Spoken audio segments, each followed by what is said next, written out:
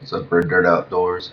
I am doing a video because it's Christmas shopping season, and there are some just general rule of thumb that I'm going to go over real briefly. That whether you're carrying a firearm or not, you should just do because it's going to make sure that you are able to get home with the things that you're buying for your loved ones, and it's really trying to get you prepared to just kind of actively think of how to take care of what's going on. Um, First is your vehicle. Now, if I'm out shopping at night, I like to park underneath a light in the parking lot. Most of your places you're probably going to be shopping are well lit parking lots, anyways. But being under the light, especially if it's a little bit further back from like the cluster of cars, like take the extra time it takes to walk to the front door if you can, to be away from all the other vehicles. It doesn't just prevent the door dings, but it makes it to where it's harder for someone to hide in between vehicles so that they can try and get the jump on you.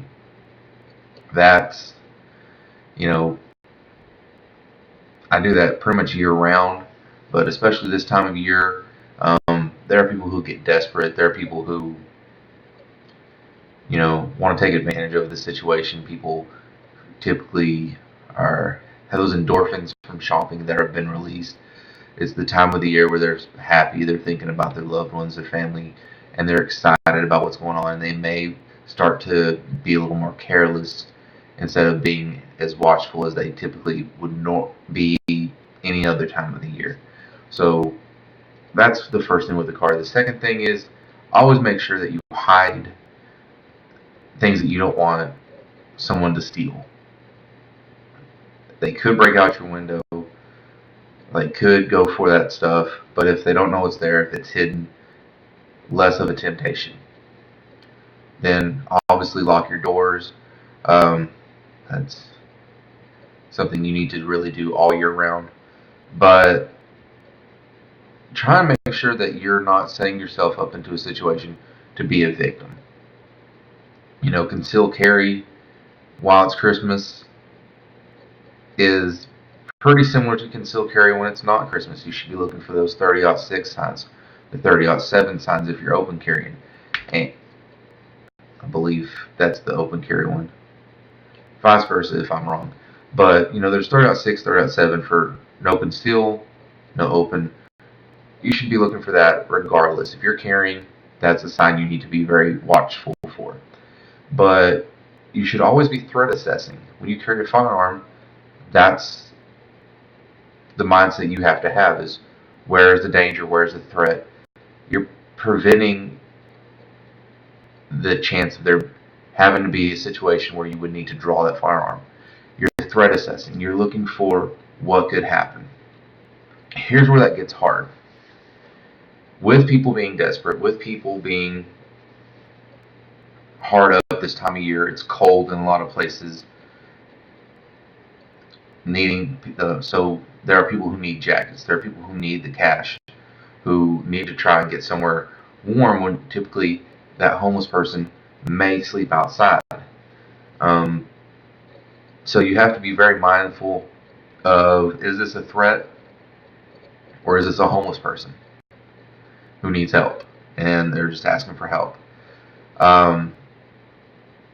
And there are those people who appear to be homeless so that they can manipulate your good nature, your just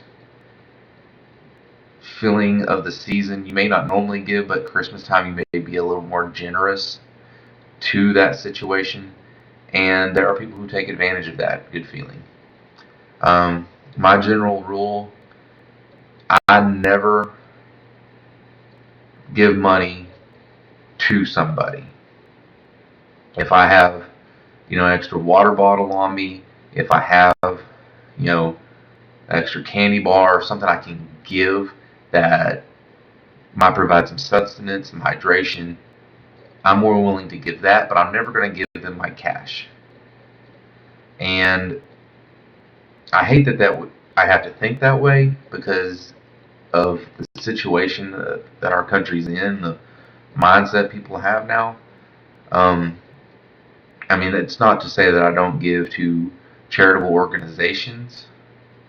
I have those that I like to use, and typically the ones that I give to when I have the chance are ones that either take care of the wildlife and parks and rec type stuff, or those who help children, um, particularly foster agencies like the CASA that we have here in Texas that advocates for children. I give to those places. I give to my local church who has all kinds of outreach programs.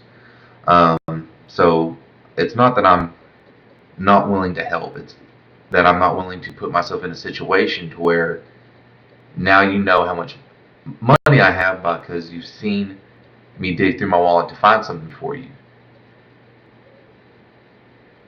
Typically in that situation, someone's approaching me, I make the eye contact with them, and I let them know they're not allowed to approach me.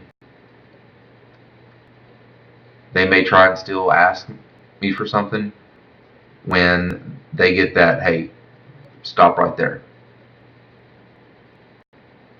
I'm going to tell them no.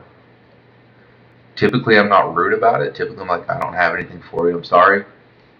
And I move on. But that threat assessment that you should typically be doing is harder during this time of the year because of that element. There may not be a big homeless element in your community. When I lived in Fort Worth, Dallas Metroplex, um, there was a lot bigger element of that than where I live now. When I was growing up, there wasn't any of that in the town that I grew up in. It was a small town, and you didn't have people asking you for things like that. So, you know, be charitable, but give to those organizations. You don't want them to close that distance on you and it be one of those people who are taking advantage of the season and people's good nature, and they get so close that you have less response time where you can, you know, draw your firearm or get away from them. So that's one of the ways that the season is a time that you need to be mindful. Don't drop your guard. Continue to threat assess. Continue to watch for the signs. Continue to do the things that you would normally do any other time of the year. And just know there are people out there. Now, there are things that I typically do as a rule, but I'm also a father. I'm a teacher. So when I see a child involved, it's a little different for me. Not, some ninja 10th degree black belt. I have some training. I've done martial arts. I've done all kinds of other things where I feel like I can typically take care of those type of situations. But and there are people who use children to get you in that situation because they know people will typically help those who have children with them. So unfortunately, that child can get caught up in that situation. But I may stop to help change the tire or do something of that nature when it may not be the best idea for you. It's really your comfort level and how confident you are that if this is someone trying to play a trick, how good can you handle it? But that's for Dirt Outdoors. Leave a comment, like, and share, and definitely subscribe when we appreciate it. This has been Red Dirt Outdoors.